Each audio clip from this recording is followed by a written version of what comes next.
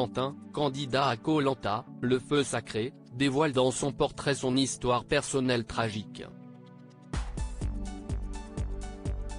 Avec pudeur, ce père de famille de 26 ans revient sur la terrible agression dont il a été victime en 2020. Parmi les 10 hommes et 10 femmes qui s'apprêtent à s'élancer dans Koh-Lanta, le feu sacré, dès le mardi 21 février sur TF1, se trouvent des profils plus atypiques qu'à l'accoutumée. Et oui, cette saison, les habituelles machines de guerre surentraînées vont devoir composer avec des candidats plus diversifiés. Une volonté affichée de la production qui voulait revenir à ce qui fait le sel du programme. Que serait également Koh-Lanta sans ces belles histoires? Parmi les 30 000 candidats qui postulent en moyenne chaque année, rares sont ceux qui arrivent à taper dans l'œil de la production dès leur première inscription. À ce titre, les deux doyens du feu sacré, Célia, 49 ans, et Émine, 56 ans, postulaient depuis respectivement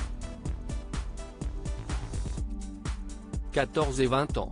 Quentin, le survivant de Koh-Lanta, le feu sacré, un autre portrait, déjà visible sur le site de TF1, va à n'en pas douter bouleverser les fidèles de Koh-Lanta. Celui de Quentin, un charpentier de 26 ans venu de Moselle. Un jeune homme solaire et travailleur qui a toujours été en avance sur les autres, déclare-t-il. En effet, à 16 ans j'ai commencé à travailler. J'ai pris mon appartement à 17 ans et j'ai acheté à 19. Et je suis devenu papa à 23 ans. Sur un registre bien plus dramatique, Quentin poursuit en dévoilant son histoire personnelle tragique. À 19 ans j'ai eu un accident de moto et j'ai été placé 2 semaines dans le coma.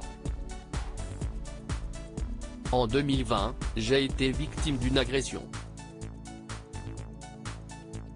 Pendant que je déposais ma fille chez sa nourrice, un fou m'a planté un cutter dans le bas-ventre. Je suis un survivant. On peut se relever de tout dans la vie sans surprise. Quentin termine en expliquant que sa présence dans Koh-Lanta 2023 est pour rendre fier Sacha, ma fille, et prouver qu'on peut se relever de tout. On peut faire de belles choses dans la vie. Ce dernier croisera notamment la route d'Esteban, Elena, Anne-Sophie, Nicolas, Gilles ou encore Julie, dont Télé Loisirs vous propose de découvrir les portraits dans notre diaporama.